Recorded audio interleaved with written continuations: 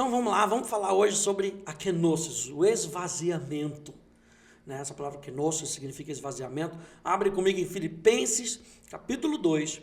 A gente vai ler do verso 5 até o verso 11. Filipenses, capítulo 2, do verso 5 ao verso 11, diz assim: Tenham entre vocês o mesmo modo de pensar de Cristo Jesus, que mesmo existindo na forma de Deus, não considerou ser igual a Deus algo que deveria ser retido a qualquer custo. Pelo contrário, ele se esvaziou, assumindo a forma de servo, tornando-se semelhante aos seres humanos, e reconhecido em figura humana, ele se humilhou, tornando-se obediente até a morte de cruz. Por isso também Deus o exaltou sobremaneira, e lhe deu o nome que está acima de todo nome, para que ao nome de Jesus se dobre todo o joelho nos céus, na terra e debaixo da terra, e toda língua confesse que Jesus Cristo é o Senhor. Então, para ir direto ao ponto, gente, quando a gente vê esse esvaziamento de Jesus, quando Jesus se torna homem, a gente está falando então nesses tópicos sobre a vida de Jesus, quando Jesus se torna homem, ele não muda a sua identidade como Deus. A gente já viu isso lá em cima, lá no nosso início do curso. Ele não muda a sua identidade como Deus. Mas o que ele toma? Ele muda de papel.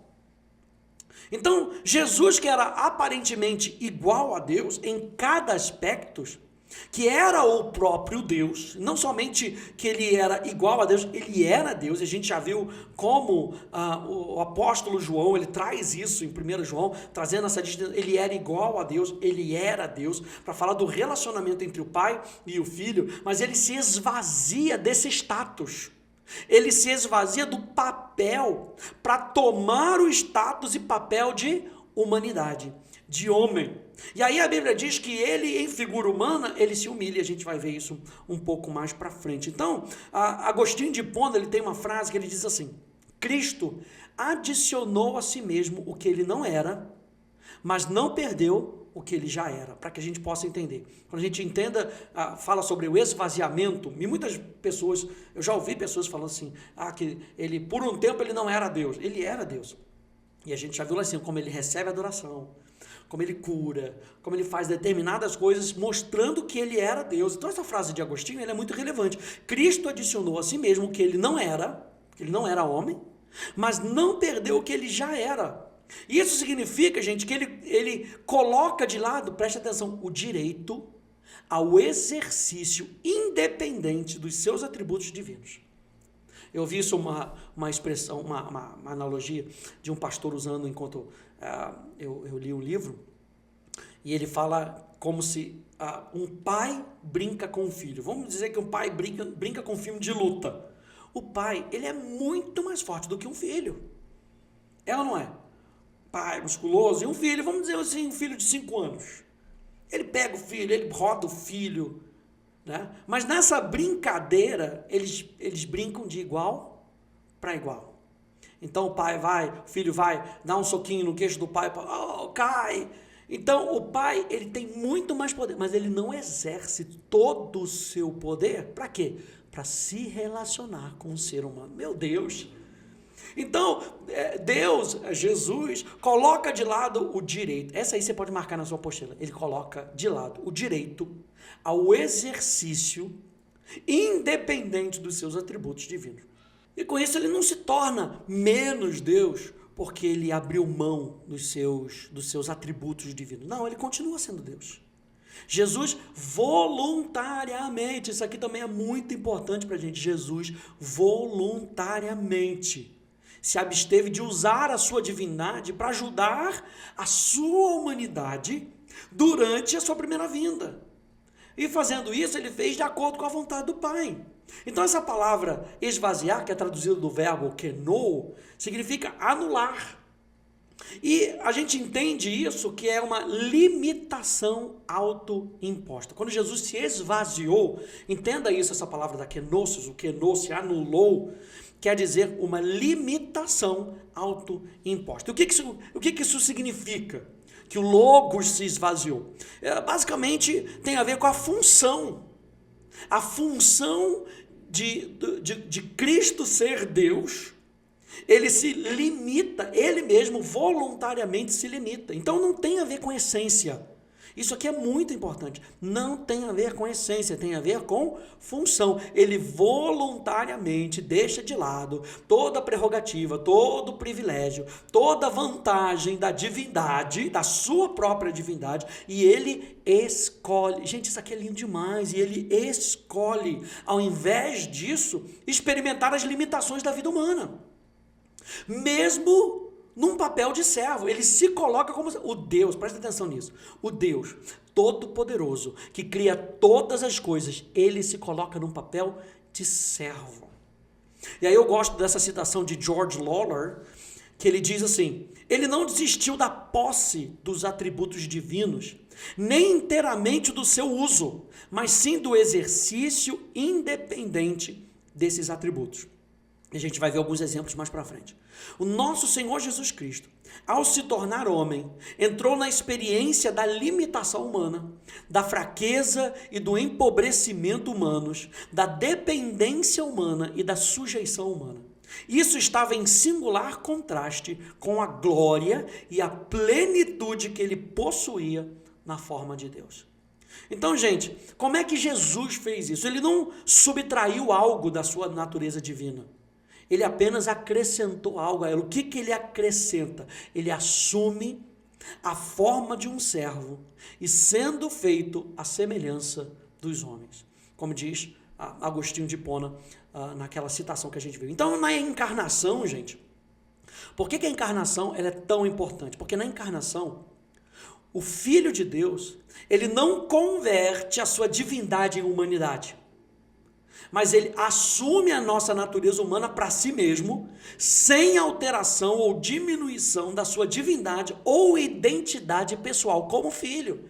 Então aqui a gente já bota um marco para dizer assim, ele é 100% Deus, 100% homem. O esvaziamento não é a diminuição da sua divindade, mas ele é o quê? Ele é uma limitação autoimposta. Jesus escolhe voluntariamente viver limitado pela sua humanidade. E por que então, gente, que a kenosis era tão necessária?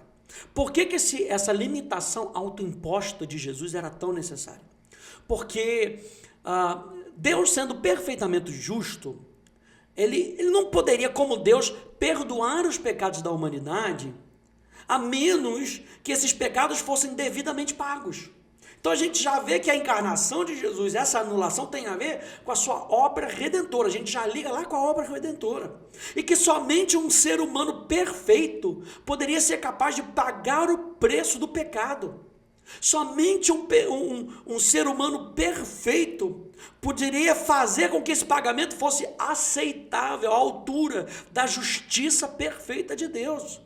E Jesus é esse sacrifício único, Jesus é esse sacrifício perfeito, como diz lá em 1 Pedro, o cordeiro sem mancha e sem defeito, que faz referência a um simbolismo dos sacrifícios do Antigo Testamento, onde você sabe que nenhum animal com defeito era aceitável. A gente vê lá em Êxodo, Deuteronômio, até Malaquias faz isso, Levítico nos mostra isso, que nenhum animal com defeito era aceitável como oferta ao Senhor. Por quê? Porque toda oferta no Antigo Testamento, de uma certa forma, prefigurava o sacrifício de Jesus na cruz do Calvário. Então, sem a kenosis, sem essa limitação autoimposta, sem esse esvaziamento voluntário, teria sido impossível para Jesus morrer na cruz. Por quê? Porque Deus não morre.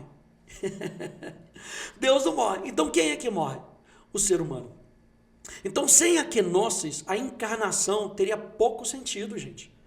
Para que Jesus viria como ser humano? Se ele não se esvaziasse de si mesmo, né? Então, o nosso Senhor Jesus, ele assume a verdadeira humanidade com um propósito. Qual é esse propósito? Executar o plano da salvação do Pai.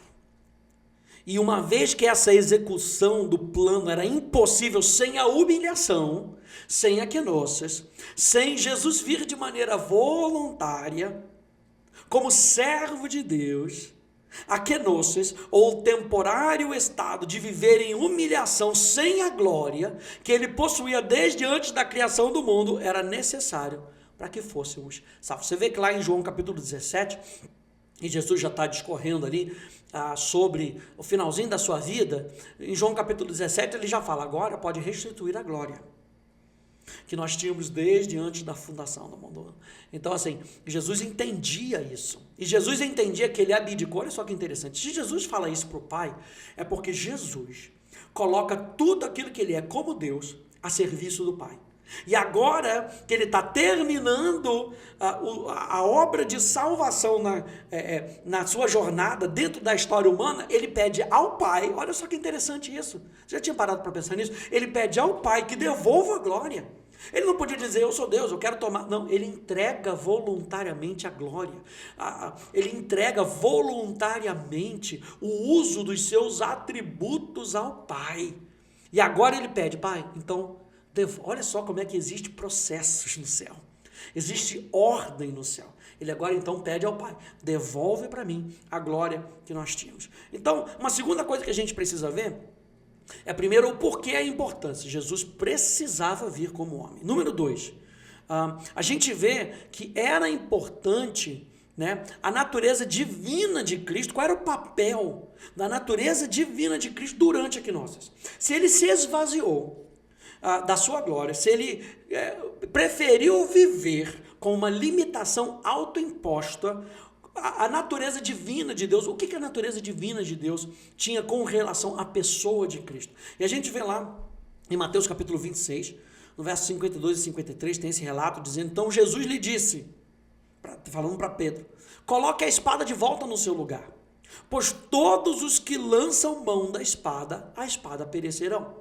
Ou você acha que não posso pedir ao meu Pai, e ele me mandaria nesse momento mais de 12 legiões de anjos? Mais uma vez, para provar essa questão que a natureza divina de Cristo estava sujeita aos planos do Pai. A natureza dessa restrição voluntária por parte do nosso Senhor Jesus Cristo, ele se restringia no uso da sua divindade.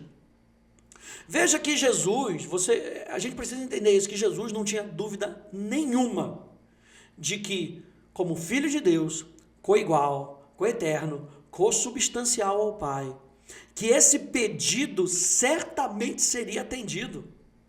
Se ele tivesse decidido fazer ao Pai, olha só, aí o entendimento de Jesus, ele vira para Pedro e fala assim, se eu pedir, ele vai me atender. E a gente vê lá em João capítulo 14, 16, Jesus falando, eu rogarei ao Pai e ele vos enviará. Jesus tinha uma certeza tão grande que o pedido que ele fizesse seria atendido, e nesse caso a mesma coisa. Jesus sabia que se ele pedisse, o Pai atenderia. Mas, gente, a gente vê que o livre-arbítrio de Jesus, responde ao plano e à missão para o qual ele foi enviado. Jesus exerce o seu livre-arbítrio, ele fala, eu não vou pedir. Eu não vou pedir nesse momento, porque não faz parte do plano divino. Então, quando a gente entende sobre esse livre-arbítrio de Jesus, a gente entende que ele envolve perfeitamente o autocontrole de Jesus. Em quê? Em se abster voluntariamente de usar a sua divindade dia após dia, momento após momento, teste após teste. Né? E a gente consegue ver isso que até a sua glorificação, né? Ao se tornar humano, Jesus assume uma existência material e ele evita, presta atenção, ele evita o uso da sua onipotência naquela humanidade material. Quando Jesus se torna humano, Jesus se sujeita ao tempo. Jesus evita o uso da sua onisciência nessa humanidade na qual ele está. E ao se tornar humano, Jesus se limita ao espaço finito e evita a sua onipresença naquela humanidade. A gente consegue ver isso em dois exemplos, que são dois exemplos maravilhosos, clássicos, que em dois momentos da vida de Jesus, né? Esses dois exemplos que instruem a gente para demonstrar os limites dentro dos quais Jesus opera essa restrição ao exercício da sua divindade. E o primeiro, claro, Mateus capítulo 4, verso 3, verso 4, a tentação de Jesus. Então o tentador, verso 3, aproximando-se, disse a Jesus, se você é filho de Deus, manda que essas pedras se transformem em pães. Jesus, porém, respondeu, está escrito. O ser humano não viverá só de pão, mas de toda a palavra que procede da boca de Deus. Então a gente vê que Jesus, nesse relato, ele tinha fome. Jesus estava ali jejuando por 40 dias, tinha sede. E a gente vê essa provação, que nessa provação de Jesus no deserto, ele foi conduzido pelo Espírito. Ele não só foi conduzido no deserto, ao deserto, ele foi conduzido no deserto. Eu gosto dessa tradução que diz que Jesus foi conduzido no deserto. Por quê? Porque o Espírito Santo ainda estava ali com Jesus. E Jesus, naquele momento, ele sabia que ele era filho de Deus. E aqui tem um parênteses também, um pouco antes, quando a gente pega lá em Lucas, a gente vê no batismo de Jesus, Jesus virando para Jesus e para aquela população que estava ali perto dele, e todos ouviram dizendo uma voz vindo do céu, dizendo: esse é o meu filho amado, em quem eu me comprazo. E a gente vê aqui em Mateus capítulo 4, no relato, Satanás dizendo: se você é filho de Deus, então ele omite a palavra amado. Então o fato aqui é que Satanás sabia que Jesus era filho de Deus, e Jesus sabia que ele é filho de Deus. Então ele bota aqui: se você é filho de Deus mesmo, ou seja, se o Pai realmente se importa com você, porque ele omite a palavra amado, se o Pai realmente se importa com você, transforma isso, mostra para todo mundo que você é filho de Deus, que você é o bambambam. E como Jesus responde? A resposta de Jesus, a relevância da resposta de Jesus é que ele diz assim: eu prefiro fazer o que está de acordo com a vontade do meu Pai. Ou seja, o ser humano não vive só de pão, não só de coisas materiais, daquilo que ele vê, daquilo que ele sente, mas de toda a palavra que procede da boca de Deus. Lembra que a gente falou que em João capítulo 1, que para o hebreu, ouvir sobre o Logos, a palavra de Deus, é a ação de um agente que quer fazer a vontade de Deus.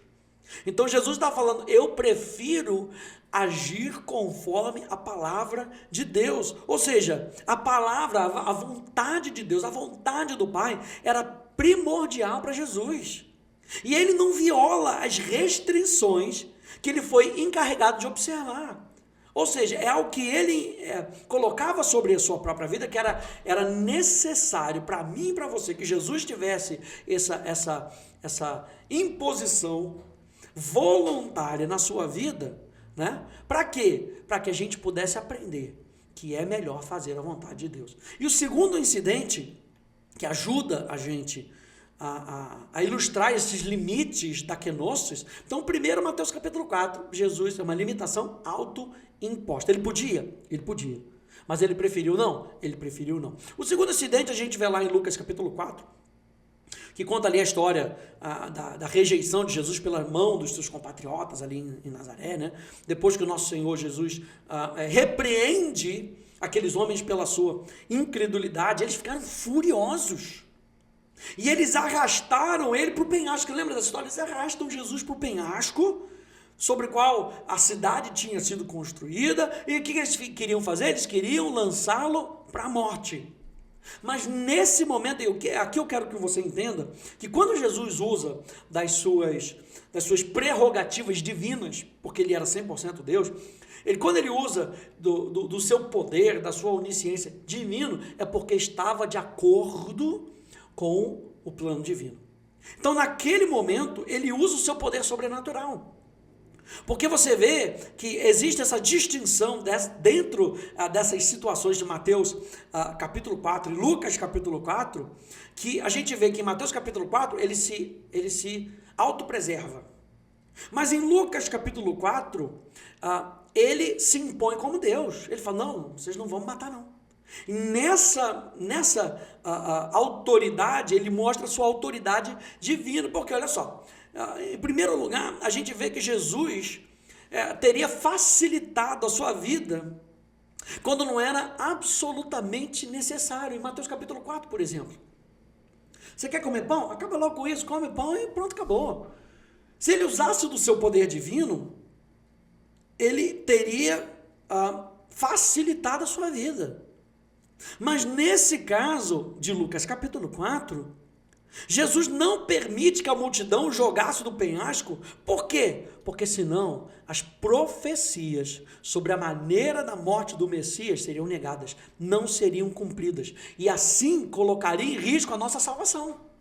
Então, no momento que Jesus tem que agir como Deus, ele age como Deus. Por quê? Porque faz parte do plano divino. Então, o princípio básico que a gente está falando aqui da kenosis, da natureza divina de Jesus, a gente está falando sobre uma limitação autoimposta. Enquanto ele vivia como homem, em determinados momentos Jesus se segurou, e em determinados momentos ele pressionou, ele usou a sua natureza divina. Ou seja, qual é o princípio básico que a gente vê ao longo da encarnação de Jesus, da sua primeira vinda? É que Jesus usa o poder, os dons que são dados, que são dele, de acordo com a vontade do Pai. Para quê? Para promover o plano da salvação. Quando Jesus usa os seus milagres, quando Jesus faz milagres, quando Jesus faz cura, quando Jesus ressuscita os mortos, para cumprir as Escrituras, o que Jesus está fazendo? Jesus está cumprindo o plano do Pai. Então Jesus, ele só usa a sua divindade para quê? Para cumprir o plano do Pai. Mas ele então se abstém da sua divindade de qualquer forma que se tratasse da possibilidade, veja, da possibilidade de aliviar sua própria inconveniência, sua própria necessidade, sua própria fadiga, seu próprio trabalho, seu próprio sofrimento, até mesmo o sofrimento final da cruz e da sua morte da cruz por nossa causa. Ele se abstém de usar. Lembra que ele falou, eu posso chamar aqui os anjos, eles vão me livrar dessa cruz. Mas Jesus não faz isso. Por quê? Porque ele tinha que cumprir o plano original do Pai. E assim, então, como Jesus tem permissão para transformar a água em vinho, para o benefício dos outros, e um sinal para os seus discípulos, o transformar a água em vinho, mas não para transformar pedras em pães, para o seu próprio benefício. Você entendeu isso?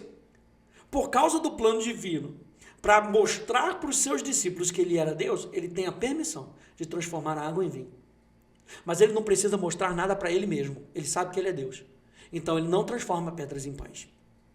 Ele pode andar sobre as águas como um sinal para os outros e para promover o plano do Pai, mas ele ainda tem que caminhar como homem.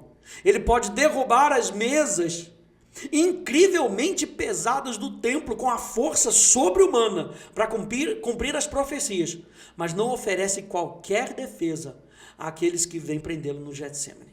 Ele pode desaparecer no meio da multidão para manter o sacrifício da sua vida para o momento apropriado, mas não procura evitar a cruz. Ele continua sendo Deus, mas mesmo sendo Deus, ele é 100% homem.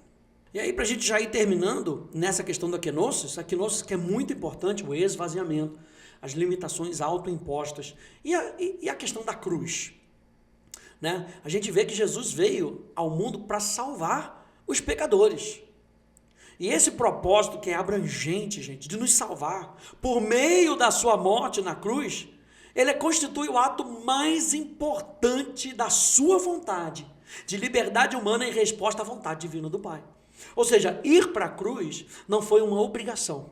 Ir para a cruz, mesmo sendo 100% Deus, 100% homem, tinha a ver com a sua limitação autoimposta. Por quê? Porque só um ser humano podia morrer naquele lugar. Então Jesus morre como ser humano. Hebreus capítulo 10, olha só que interessante. Hebreus capítulo 10, no verso 5 até o verso 10, diz assim: por isso, ao entrar no mundo, Cristo disse, sacrifício e oferta não quiseste, mas preparaste um corpo para mim. Não te agradaste de holocaustos e ofertas pelo pecado. Então eu disse, eis aqui estou. No rolo do livro está escrito a meu respeito. Estou aqui para fazer, ó Deus, a tua vontade. Depois de dizer como acima, sacrifícios, ofertas, holocaustos e ofertas pelo pecado não quiseste, nem deles te agradaste, coisas que se oferecem segundo a lei, num segundo momento ele acrescentou, eis aqui estou para fazer, ó Deus, a tua vontade. Ele remove o primeiro para estabelecer o segundo. Nessa vontade, presta atenção, nessa vontade, isso aqui é muito importante para quando a gente entenda esse esvaziamento. Nessa vontade, ou seja, o livre-arbítrio de Cristo em morrer pelos nossos pecados. Nessa vontade é que nós temos sido santificados, mediante a oferta do corpo de Jesus Cristo, uma vez por todas. Então, nessa vontade, o que o escritor de Hebreus está falando? Da kenosis. Do esvaziamento, da limitação autoimposta de Jesus, até mesmo em ir para a cruz. Então, sem essa disposição de ir à cruz de Jesus, gente, de morrer pelos nossos pecados, de morrer no nosso lugar, nós ainda estaríamos perdidos se Jesus não tivesse aberto mão da sua glória. Se Jesus não tivesse aberto mão do uso e da função divina, a gente ainda estaria morto. E a dificuldade, gente, imagina a dificuldade dessa decisão. Imagina a carga pesada, incrível, que foi colocado sobre o nosso Senhor. E isso pode ser visto até mesmo nas palavras de Jesus. Sabe, número 1, a gente pode ver, por exemplo, na oração do Getsemane. Era uma carga tão grande, gente, que a gente vê na oração do Getsemane, na noite em que ele foi traído. E a gente vê também na citação do Salmo 22, antes dele entregar o seu espírito. Tamanha carga Jesus recebeu por mim e por você. Preste atenção nisso, não é só que Jesus morreu e levou os nossos pecados. Ele abriu mão da sua glória. Ele se limitou até o final. E quando a gente olha para essa oração do jardim, do Getsemane, né, Jesus ora então para que o cálice da cruz seja tirado, e ele usa a palavra "se for da tua vontade", e a gente sabe que Jesus sabia qual era a vontade do Pai. Né? Ele já tinha dito, foi para essa mesma hora e propósito que ele tinha vindo ao mundo. Então, quando a gente vê essa oração de Jesus, ela não é uma indicação da dúvida da parte do Senhor Jesus Cristo. Ele não está falando, eu não sei qual é a sua vontade, então se eu não sei qual é a sua vontade, passa de mim esse cara. Ele sabia que aquela era a vontade do Pai, que Jesus tinha que passar por aquele sofrimento, porque ele conhecia as profecias. Então, por saber disso, essa oração foi feita, essa oração foi registrada para o nosso benefício, para que eu e você pudéssemos compreender, pelo menos de alguma maneira, pelo menos num nível superficial, a imensidão, gente, dessa carga de antecipar e realizar a vontade do Pai, de morrer pelos nossos pecados na cruz do Calvário. D.A. Carson, ele diz o seguinte: não a sua vontade, mas a minha, transformou o paraíso em deserto e trouxe o homem do Éden ao Getsemane. Agora, não a minha vontade, mas a sua, traz angústia ao homem que ora, mas transforma o deserto no reino e leva o homem do Getsemane aos portões da glória. Então, Jesus deixou isso muito claro, não porque ele não sabia a vontade do Pai, mas para que os seus discípulos, para que ficasse registrado, porque se ficou registrado é porque alguém ouviu, para que os seus discípulos pudessem ouvir e entender que é melhor fazer a vontade do Pai. Numa segunda oportunidade, num segundo lugar, quando ele completa, né, realiza a nossa redenção eterna, a gente vê lá Jesus na cruz, né? E ele diz assim: Deus meu, por que me abandonaste? Ele estava citando o Salmo 22, verso 1, depois você pode ler. Isso também não é uma declaração de confusão, uma declaração de desânimo, longe disso. Quando Jesus está citando o Salmo 22, antes de entregar o seu espírito humano, no nosso benefício, é para que eu e você nós pudéssemos saber que ele, por sua própria vontade, por conta da sua própria humanidade, ele se entrega voluntariamente para ser abandonado. Gente, essa questão da kenosis, ela é maravilhosa. Mais uma vez, Jesus sabia que ele seria abandonado. Por que ele seria abandonado? Por causa dos nossos pecados. Porque um Deus santo, ele não comunga com o pecado.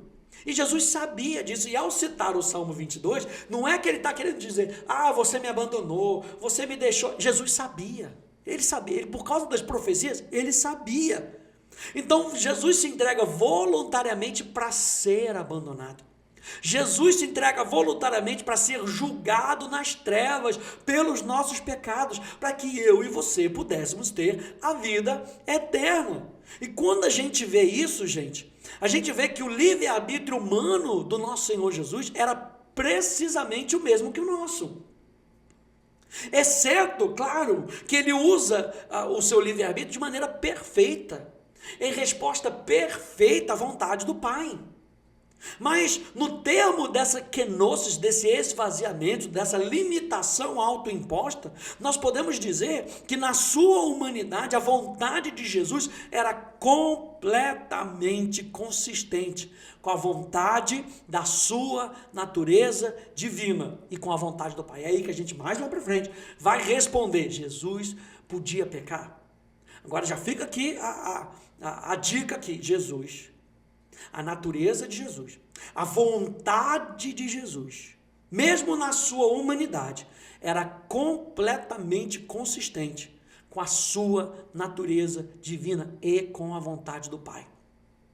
Mas na sua humanidade, ele teve que tomar decisões perfeitas no momento certo.